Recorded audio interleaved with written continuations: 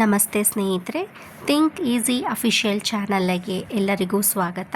ಇವತ್ತು ನಾನು ಮಾಡ್ತಾ ಇರೋ ರೆಸಿಪಿ ಯಾವುದು ಅಂತ ಅಂದರೆ ತರಕಾರಿ ಉಪ್ಪಿಟ್ಟು. ಸುಲಭವಾಗಿ ಬಾಂಬೆ ರವೆಲಿ ಹೇಗೆ ತರಕಾರಿ ಉಪ್ಪಿಟ್ಟು ಮಾಡೋದು ಅಂತ ನೋಡೋಣ. ನಮಗೆ ಬೀನ್ಸು, ಕ್ಯಾರೆಟು, ಆಲೂಗೆಡ್ಡೆ ವೆಜಿಟೇಬಲ್ಸ್ ಇದ್ದರೆ ಸಾಕು, ಆರಾಮಾಗಿ ಉಪ್ಪಿಟ್ಟು ಮಾಡ್ಕೊಳ್ಬೋದು. ಉಪ್ಪಿಟ್ಟು ಮಾಡಲಿಕ್ಕೆ ನಾನಿಲ್ಲಿ ಬೀನ್ಸು, ಆಲೂಗೆಡ್ಡೆ, ಕ್ಯಾರೆಟು, ಬಟಾಣಿನ ಹಾಕ್ಕೊಂಡಿದ್ದೀನಿ.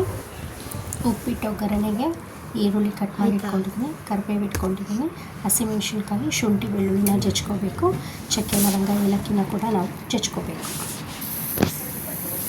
ರವೆ ಫ್ರೈ ಮಾಡ್ಕೊಂಡಾದ್ಮೇಲೆ ನಾನು ಬಾಣಲಿಗೆ ಎಣ್ಣೆ ಹಾಕಿದ್ದೀನಿ. ಆಮೇಲೆ ಹೆಚ್ಚಿಟ್ಕೊಂಡಿರೋ ಈರುಳ್ಳಿ ಎಲ್ಲ ಹಾಕ್ಕೊಳ್ಳೋಣ. ಅದಕ್ಕಿಂತ ಮುಂಚೆ ಸಾಸಿವೆ ಹಾಕ್ಕೊಳ್ಳೋಣ. ಸಾಸಿವೆ, ಕಡಲೆಬೇಳೆ, ಉದ್ದಿನಬೇಳೆ ಒಗ್ಗರಣೆ ಹಾಕ್ಕೊಳ್ಳೋಣ. ಎಣ್ಣೆಗೆ ಸಾಸಿವೆ ಹಾಕ್ಕೊಂಡೆ. ಸಾಸಿವೆ ಸಿಕ್ಕ ನಂತರ ನಾನು ಕಡಲೆಬೇಳೆನ ಹಾಕ್ಕೊತೀನಿ. ಕಡಲೆಬೇಳೆ ಹಾಕೊಂಡ್ಮೇಲೆ ಹೆಚ್ಚಿಟ್ಕೊಂಡಿರೋ ಈರುಳ್ಳಿ, ಕರಿಬೇವು, ಹಸಿಮೆಣಸಿನ್ಕಾಯಿನ ಹಾಕ್ಕೊಂಡು ಸಾಲ್ಟ್ ಮಾಡ್ಬೇಕಾಗಿದ್ದೀನಿ. ಇದು ಫ್ರೈ ಆಗ್ತಾ ಇದ್ದಂಗೆ ಸ್ವಲ್ಪ ಇನ್ನು ಫ್ರೈ ಆಗಿಲ್ಲ, ಬೇಗ ಫ್ರೈ ಆಗಬೇಕು ಅಂತಂದರೆ ಸ್ವಲ್ಪ ಉಪ್ಪು ಮತ್ತು ಅರಿಶಿನ ಹಾಕ್ಕೊಳ್ತೀನಿ. ಅರಿಶಿನ ಬೇಕಾದರೆ ಆಪ್ಷನಲ್ಲು. ನಿಮಗೆ ವೈಟ್ ಕಲರ್ ಉಪ್ಪಿಟ್ಟು ಬೇಕು ಅಂತಂದರೆ ವಿತೌಟ್ ಅರಿಶಿನ ಹಾಕ್ಕೊಳ್ಬೋದು. ಯೆಲ್ಲೋ ಕಲರ್ ಬೇಕು ಅಂದರೆ ಅರಿಶಿನ ಹಾಕ್ಕೊಳ್ಬೇಕು.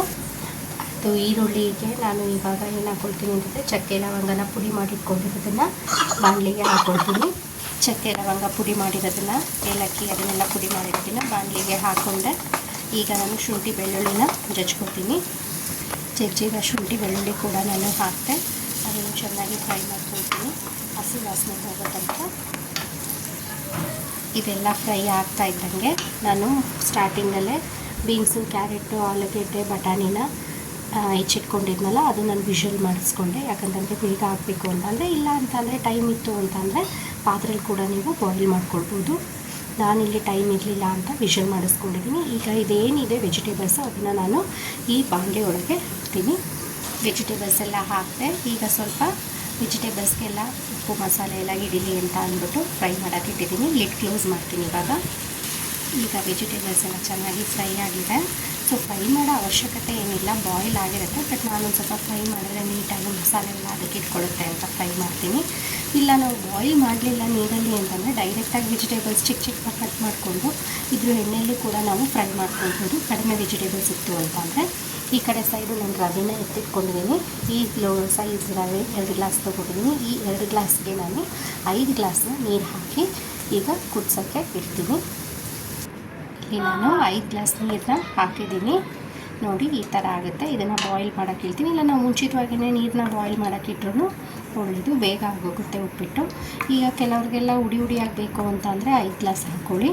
ಕೆಲವ್ರಿಗೆ ಉಪ್ಪಿಟ್ಟು ಸ್ವಲ್ಪ ನೀರಂಗೆ ಇರಬೇಕು ಅಂತಂದರೆ 6 ಗ್ಲಾಸ್ ಅಥವಾ 7 ಗ್ಲಾಸ್ ಹಾಕ್ಕೊಂಡ್ರೆ ನೀರು ಥರ ಇರುತ್ತೆ ಉಪ್ಪಿಟ್ಟು. ಸೊ ಆ ಥರ ನಾವು ತಿಳ್ಕೊಳ್ಬೋದು. ನನಗೆ ಇಲ್ಲಿ ಉಡಿ ಇಷ್ಟ ಅಂತ ಅಂದ್ಬಿಟ್ಟು 5 ಗ್ಲಾಸ್ ನೀರು ಹಾಕ್ಕೊಂಡಿದ್ದೀನಿ. ನೋಡಿ ಇಲ್ಲಿ ನೀರು ಚೆನ್ನಾಗಿ ಬಾಯ್ಲ್ ಆಗ್ತಾಯಿದೆ. ಸೊ ಈ ಬಾಯ್ಲ್ ಆಗಿರೋ ನೀರಿಗೆ ನಾನು ರವೆನ ಹಾಕ್ತೀನಿ. ರವೆನ ಹಾಕ್ಕೊಳ್ತಾ ಹಂಗೆ ಕಲಿಸ್ಬೇಕು. ಆವಾಗ ಉಂಡೆ ಫಾರ್ಮೇಷನ್ ಏನೂ ಆಗೋದಿಲ್ಲ, ಲಂಪ್ ಫಾರ್ಮೇಷನ್ ಏನೂ ಆಗೋದಿಲ್ಲ. ನೋಡಿ ಈ ಥರ ಕುದೀತಾ ಇದೆ. ಸೊ ಇವಾಗ ಲಿಡ್ಡನ್ನು ಕ್ಲೋಸ್ ಮಾಡಿ ಇಡೋಣ. ನೋಡಿ ಫೈನಲ್ ಆಗಿ ಉಪ್ಪಿಟ್ಟು ರೆಡಿಯಾಗಿದೆ. ಇದು ಉಪ್ಪಿಟ್ಟೆಲ್ಲ ರೆಡಿ ಆದಮೇಲೆ ಸ್ವಲ್ಪ ತುಪ್ಪನ ಕೂಡ ಹಾಕಿ ನೀವು ನೀಟಾಗಿ ಮಿಕ್ಸ್ ಮಾಡ್ಕೊಳ್ಬೋದು. ಈಗ ಸ್ವಲ್ಪ ಹೊತ್ತು ನಾನು ಲಿಡ್ ಕ್ಲೋಸ್ ಮಾಡಿ ಇಡ್ತೀನಿ, ಫ್ಲೇಮ್ ಆಫ್ ಮಾಡಿಬಿಟ್ಟು. ಸೊ ಆಮೇಲೆ ಒಂದು ಸ್ವಲ್ಪ ಹೊತ್ತೊಂದು 5 to 10 ಮಿನಿಟ್ಸ್ ಬಿಟ್ಟು ನಾವು ನೀಟಾಗಿ ತಿನ್ಕೊಳ್ಬೋದು. ನೋಡಿ ಫೈನಲ್ ಆಗಿ ಉಪ್ಪಿಟ್ಟು ಹೇಗಿದೆ ಅಂತ ಅಂದ್ಬಿಟ್ಟು ನಾನು ಅದ್ರ ಜೊತೆಗೆ ಕ್ಯಾರೆಟ್ ಹಲ್ವಾ ಕೂಡ ಇಟ್ಟಿದ್ದೀನಿ, ಬೆಳಗ್ಗೆ ಮಾಡಿದ್ದೆ carrot halwa. So final recipe ನಮ್ಮದು ತರಕಾರಿ ಉಪ್ಪಿಟ್ಟು ರೆಡಿಯಾಗಿದೆ. ಸೊ ಫ್ರೆಂಡ್ಸ್, ನಾನಿವತ್ತು ಮಾಡಿರೋ ತರಕಾರಿ ಉಪ್ಪಿಟ್ಟು ನಿಮಗೆ ಇಷ್ಟ ಆಗಿದ್ದರೆ ನೀವು ಕೂಡ ಮನೇಲಿ ಟ್ರೈ ಮಾಡಿ ನನಗೆ ಹೇಳಿ ಹೇಗಿತ್ತು ಅಂತ ಅಂದ್ಬಿಟ್ಟು. ಸೊ ಈ ರೆಸಿಪಿ ನಿಮಗೆ ಇಷ್ಟ ಆಯಿತು ಅಂತ ಅಂದರೆ ನನ್ನ ಚಾನಲನ್ನು ಸಬ್ಸ್ಕ್ರೈಬ್ ಮಾಡಿ, ಲೈಕ್ ಮಾಡಿ, ಮತ್ತು ನಿಮ್ಮ ಮನೇಲೂ ಕೂಡ ಈ ರೆಸಿಪಿ ಮಾಡಿಬಿಟ್ಟು ಟೇಸ್ಟ್ ಹೇಗಿದೆ ಅಂತ ಕಮೆಂಟ್ ಮಾಡೋದು ಮರಿಬೇಡಿ. Thank you.